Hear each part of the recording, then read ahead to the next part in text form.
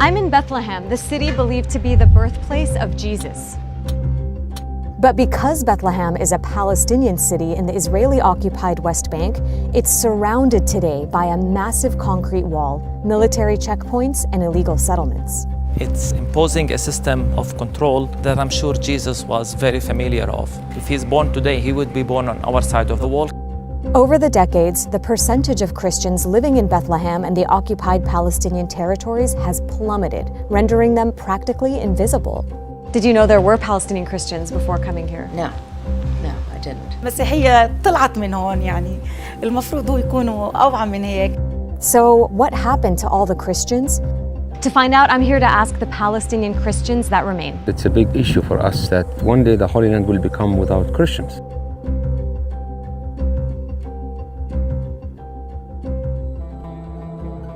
This is the Church of the Nativity in Bethlehem, one of the holiest sites in Christianity. This spot right here is believed to be exactly where Jesus was born. But down the street at a different church, I'm attending a Sunday service led by Palestinian pastor Munthir Ishaq. He says every year there are fewer Palestinian Christians in his congregation. In our church, there's a lot of old people whose children live outside, and it makes me worry a lot about 20, 30 years from now. Will there be Christians in Palestine? That's really our biggest nightmare. Around the year 1900, Christians made up about 11% of the population of what was historically called Palestine. That's now down to less than 2% in all of Israel and the occupied territories. The decline is much more pronounced here in Bethlehem. 70 years ago, the area was 80% Christian.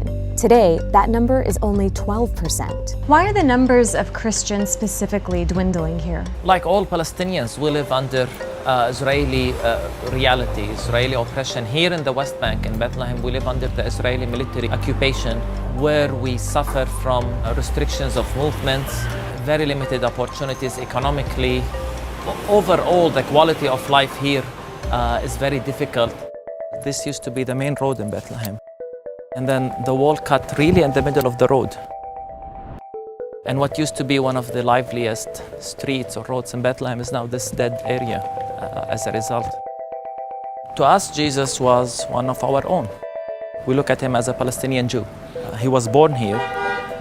And I think even if he's born today, he would be born on our side of the wall, because Jesus was born under the occupation, under the Roman Empire. Israel began building the wall here in Bethlehem in 2002 in what it says was an attempt to stop Palestinian attackers from entering its territory. But rather than building the wall on the boundary between Israel and the West Bank, it was built deep inside the occupied Palestinian territories. That left massive areas of Palestinian land inaccessible to their owners on one side of the wall, while keeping Palestinians confined on the other side. While walking through Bethlehem, I spoke with Samir Lolas, who crafts and sells souvenirs made from olive wood. The wall is just a few feet away from the front door of his shop. لك صراحة يعني الجدار هذا مشكلة عبيت لحم كبيرة. أنا كان المحل يسوى مصاري، كان شغل كويس. كيف بدي أقول لك؟ كيف اللي حاطين على كلب الواحد صخرة مش قادر، يعني هذا على قلوبنا صخرة. هذا مفروض يمكن يعني مش مفروض يضل. The wall cuts off access to most of Bethlehem's farmland, and in the north, it completely blocks off the route to Jerusalem, another city Christians consider holy, which is just over 5 miles away. It makes us wonder whether if Jesus was here today and wants to go to Jerusalem, would he need a permit to go to Jerusalem? Because you do. Everybody here does, right? Everybody here does. Israel has imposed this permit system on Palestinians living in the West Bank and Gaza since 1993. To leave those territories, even if it's to worship at Jerusalem's holy sites, Palestinians have to apply for Israeli permits that are often rejected. In 2022, many local Christians were banned from attending Easter celebrations at the Church of the Holy Sepulchre, where Jesus is believed to have been buried. It was very upsetting to see, as a Christian, that I and others like me can't go to one of our important ceremonies in Easter, the most important ceremony. This is, of course, part of a much larger violation of Palestinian Christians' right to religion. Because like other Palestinians, Christians have faced violence and attacks from the Israeli state and settlers alike. One shocking recent example of an attack on Christians at the hands of Israel was this. In May 2022, Israeli forces attacked the funeral procession of Palestinian Christian and renowned Al Jazeera journalist Shireen Abu Akleh. She was shot in the head by an Israeli soldier while reporting in a helmet and flak jacket clearly marked as press. It was extremely upsetting. Even just her funeral, it was under attack. It was probably one of the biggest events that I've seen in my lifetime, where you see both the Palestinian struggle and Christian symbolisms sort of in one place. There were both Muslims and Christians praying together. Often there's this desire and interest to see Palestinians split on the basis of religion. And by the West, also a narrative where Muslims are persecuting Christians. But here we saw all Palestinians coming together. You know, a lot of time when visitors come, they ask me, how is your relationship with your Muslim neighbors? And I simply ask, well, they're our classmates, they're our business partners, they're our neighbors, literally. Mundir is also the director of the Christ at the Checkpoint Conference, which aims to teach Christians who visit Bethlehem from around the world about the realities of the occupation. Prior to coming here, did you know that Palestinian Christians even exist? Not really, no. I thought they were mostly Muslims. What are your impressions of the West Bank and specifically the occupation? It's insane to me, honestly. I didn't really know much about it coming here, which is I'm kind of ashamed of, but it really struck me because I just have never really seen people live like this before. Jesus is believed to have been born just down the road. How do you think he would feel today seeing the checkpoints and the wall and the occupation? I think he would barge in and give one of his parables, perhaps. He would make some pretty pressing demands on the people. Meeting us actually opens their mind to a different narrative, opens their mind to the fact that maybe we did get it wrong about Palestine and Israel. And it is through a big misconception that this is a conflict between Jews and Muslims, as if we're caught in the middle, because not only we're part of the Palestinian people, but we're part of the Palestinian movement for liberation. Palestinian Christians were among the earliest and most fervent opponents of British colonial rule in Palestine, and were early leaders in fighting against the displacement of Palestinians to make room for a Jewish state. And that fight continues on today with people like the Nassar family. We're on our way to visit the Nassar family who we met at church yesterday. They own a 100-acre farm south of Bethlehem that the family has had for over a century, and it's currently surrounded by illegal Israeli settlements. Here we are in the center of 5 Israeli settlements. There's one right there. There is one We're there. looking at it. You can see that all hilltops around us are already Israeli settlements existing, except of this hilltop. And so we are the only hilltop in this area that is without an Israeli settlement.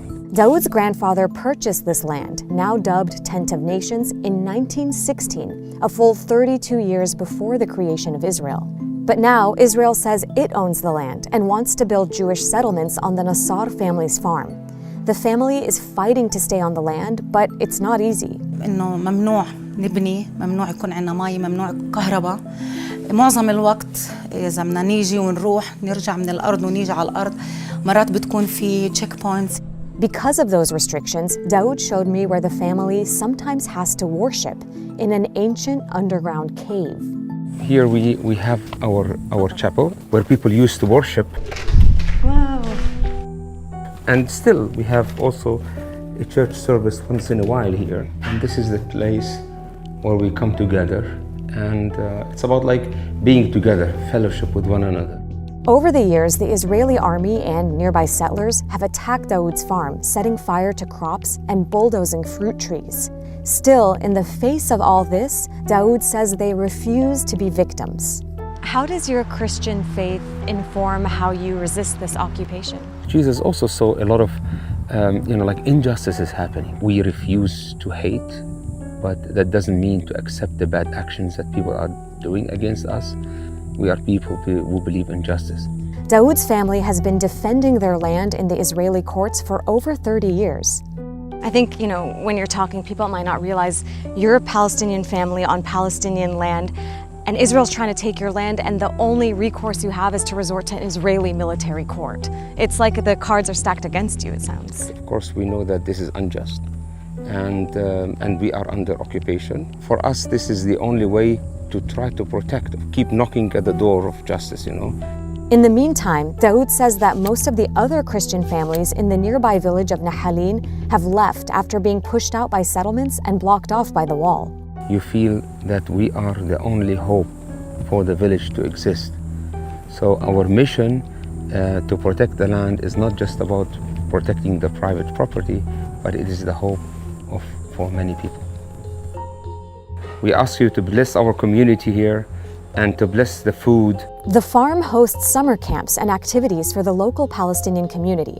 It also hosts international volunteers. Thousands have come over the years and have more freedom of movement than the Nassar family themselves. يعني أنا دائما عدة مرات بحكي للجروبات يا ريتني إنه أنا أروح معكم في الباص وتلففوا لنا لأنه مزبوط إحنا ما بنعرف جوا. إحنا ما بنعرف بالضبط من القدس وللشمال يعني ما بنعرف البلد منيح. إذا أنت حطيتيني في القدس أنا ما بعرف بضيع. احكي لي ليش أنتوا وجودكم كعائلة مسيحية مهمة كتير هون؟ مش عارف عمريش فكرت إنه أنا أنا بفكر إنه أنا فلسطيني وخلاص يعني بس بجوز إنه إحنا واحدة عائلة واحدة من قلائل عيال مسيحية إنه عندهم أرض ولساتهم موجودين بأرضهم مع إنه يعني كتير فلسطينية بمروا في نفس المشاكل يعني مشاكلنا نفس أي مشكلة لأي فلسطيني. فدعا واحدا من الغلمان وسأله. At the end of your service when you were praying, you prayed to God to end the occupation, didn't you? We pray for that every week. It's clear to me that God is not pleased with the occupation. God weeps over the situation of Palestinians. God weeps over the people who lose their lands. God weeps over the children who are killed every day. We need our Christian sisters and brothers to realize this and to help us. While many churches around the world have spoken out against Israel's actions, there's a notable voice missing: the very devout and very politically influential American evangelical Christians.